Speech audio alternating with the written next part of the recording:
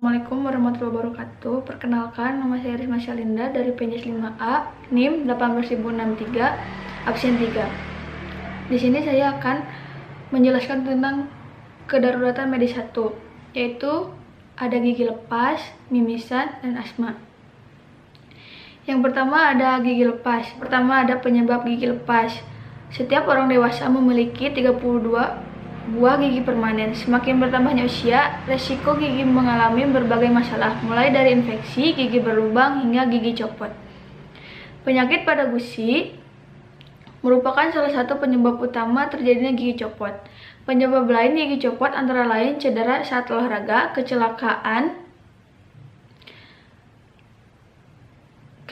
kendaraan bermotor, pukulan pada gigi saat berkelahi, menggigit makanan yang keras, atau terjatuh dan membentur gigi. Selain itu, faktor lain yang menyebabkan gigi copot berkaitan dengan pola hidup, seperti tidak menjaga kebersihan gigi dan kebiasaan merokok.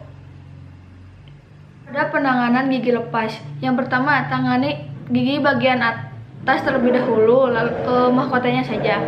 Lalu jangan menggosok atau menggigis gigi untuk menghilangkan kotoran, itu akan merusak permukaan akar. Bilas gigi dalam semangkuk air, jangan dibawa di air mengalir. Lalu letakkan gigi dalam wadah dan larutkan dalam susu.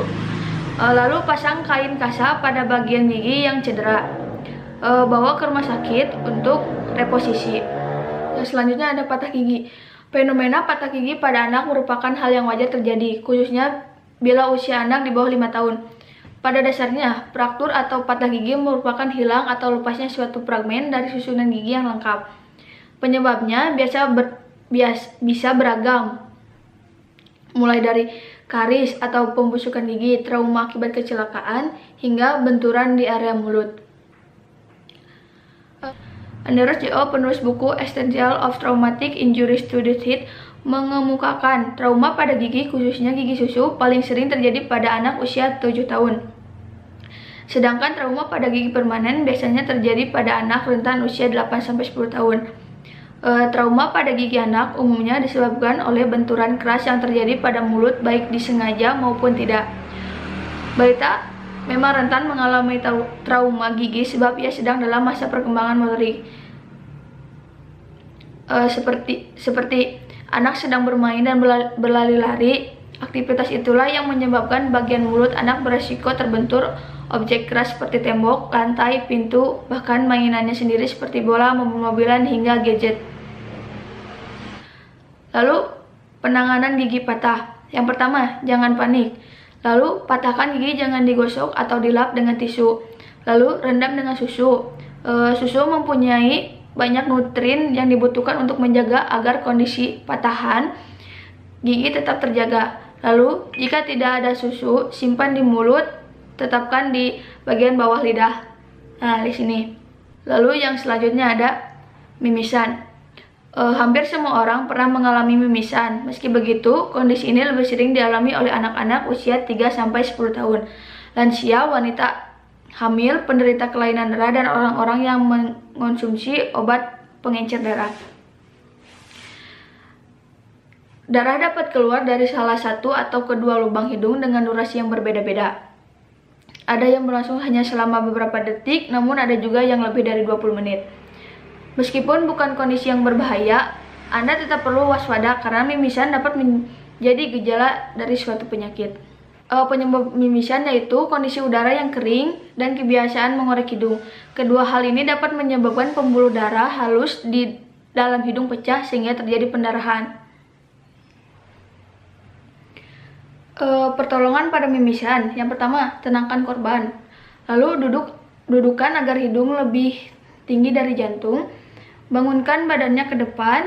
Beri instruksi agar bernapas dari mulut. Tekan pangkal hidung selama 5-10 menit. Bersihkan darah di bagian luar hidung. Setelah terhenti, bersihkan lubang hidung dengan air. Jangan diposisikan tidur terlentang, lalu jangan menadahkan wajah ke atas sebab aliran dapat tertelan. Selanjutnya, jangan menggosok atau menggoyangkan hidung segera setelah mimisan berhenti. Hal ini dapat membuat mimisan muncul lagi. Mencegah mimisan yaitu jaga kuku anak agar tidak panjang untuk mencegah cedera pada hidung. Lalu pastikan anak-anak memakai alat pelindung ketika dia akan mengikuti olahraga yang berpotensi hidungnya terluka atau cedera pada hidung. Sebaiknya hindari anak bermain di luar ketika udara kering dan panas. Segera bawa ke rumah sakit jika mimisan tidak kunjung berhenti, lalu ada gejala pusing atau kelemahan, dan mimisan terjadi akibat benturan di kepala atau akibat jatuh. Selanjutnya ada asma, yaitu penyempitan atau gangguan saluran pernapasan. Tanda-tanda dan gejalanya yaitu sukar menarik napas, terdengar suara napas tambahan, otot bantu napas terlihat menonjol di leher, terjadinya perubahan warna kulit, merah, pucat, kebiruan, cyanosis, kesadaran menurun atau gelisah atau meracau. Penyebab asma yaitu faktor keturunan, faktor lingkungan, faktor makanan, bisa juga faktor cuaca dan suhu. Untuk penanganan asma, yang pertama, tenangkan korban.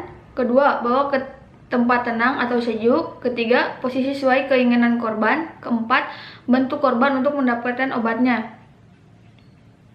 Sekian yang bisa saya sampaikan. Terima kasih.